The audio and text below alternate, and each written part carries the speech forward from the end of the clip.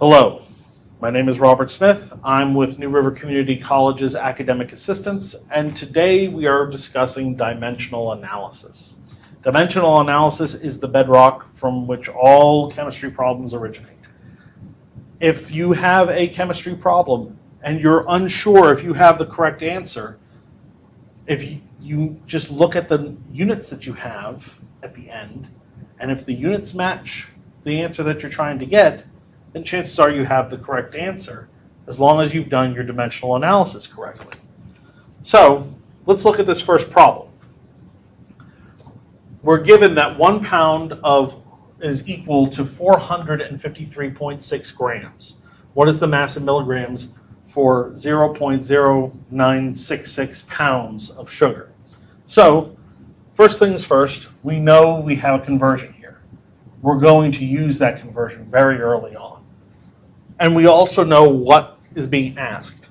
So we need to find the mass in milligrams for 0.0966 pounds. So in looking at this, we're going to want to go from pounds to grams to milligrams. Now, we could go directly from pounds to milligrams, but because we have a direct conversion that's given to us, it seems to me to be much easier to go through that extra step to ensure that your arithmetic is correct. So let's set up this problem. So we know we want to find mass, and it's going to be equal, we know the mass is equal to 0.0966 pounds. But we need it in milligrams. So we're going to multiply it by a relation which is given to us. So for every 1 pound, we know that we have 453.6 grams. We also know that for every 1 gram, we have 1,000 milligrams. These conversions can allow us to reach our goal of having the mass in milligrams. Because just like when you have two of the same number over each other, divide one number by itself, it equals 1. So too do units cancel themselves out when divided by themselves. So pounds and pounds cancel each other out. Grams and grams cancel each other out. Let's use red. And so we're left with milligrams. And that's exactly what we want. So when we do the calculation through, you just take 0.0966 times 453.6 and then multiply that by 1,000, and you'll be left with, in scientific notation, mass is equal to 4.38 times 10 to the 4th milligrams.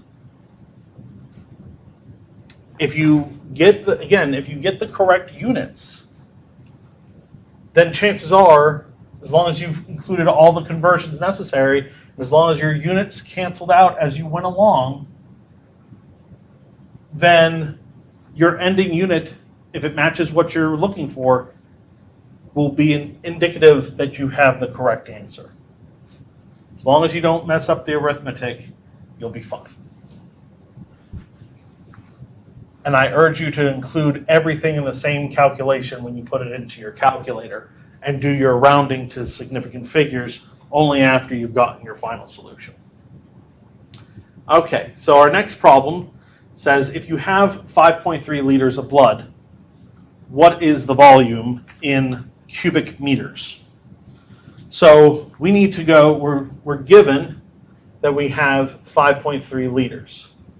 And we're asking for the volume in cubic meters.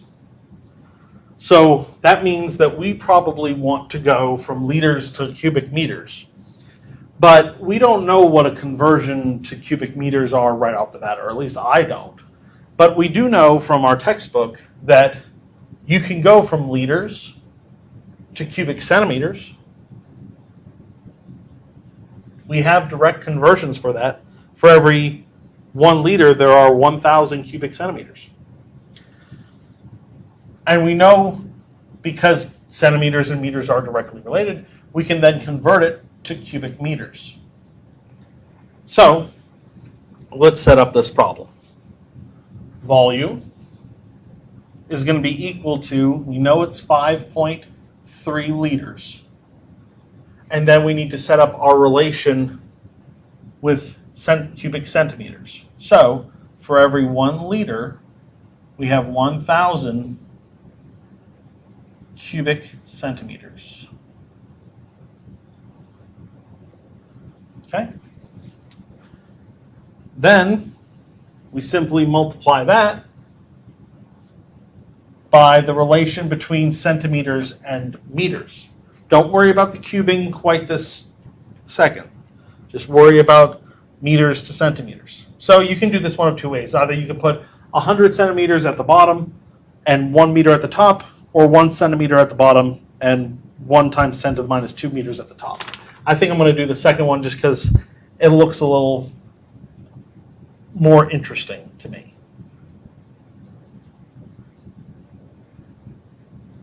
And it's challenging. So we know that, and we know we need it cubed, so we're going to cube it. So what does that tell us? Well, if we do this again, we take volume, and we cube this section, we can rewrite this as 5.3 liters times 1,000 cubic centimeters per 1 liter times, after cubing everything, you'll find that 1 times 10 to the minus 6 cubic meters over 1 cubic centimeter. And now you kind of see why I wanted to keep the scientific notation up top, because now we're just multiplying it, the whole factor, by this 1 times 10 to the minus 6. So after you do your multiplication, you'll find that volume is equal to 5.3 times 10 to the minus 3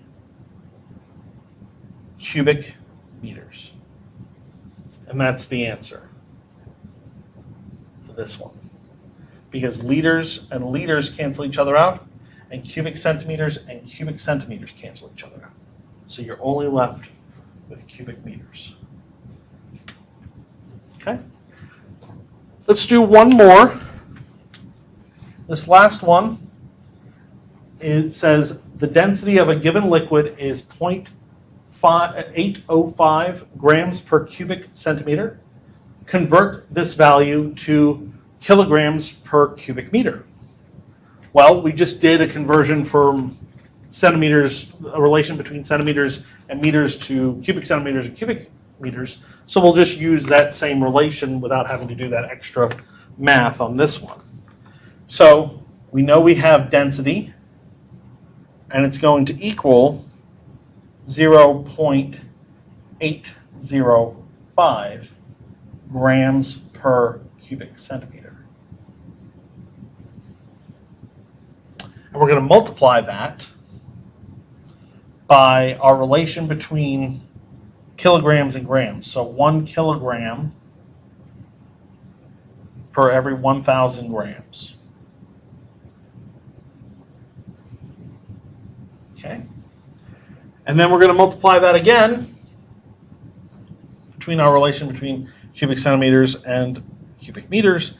We're going to keep the centimeters up top this time. So 1 cubic centimeter is 1 times 10 to the minus 6 cubic meters.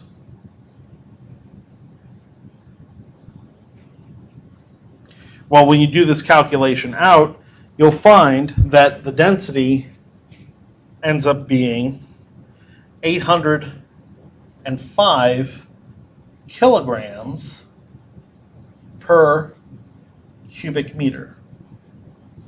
And the way we can tell that is because our grams up top and our grams down below cancel each other out.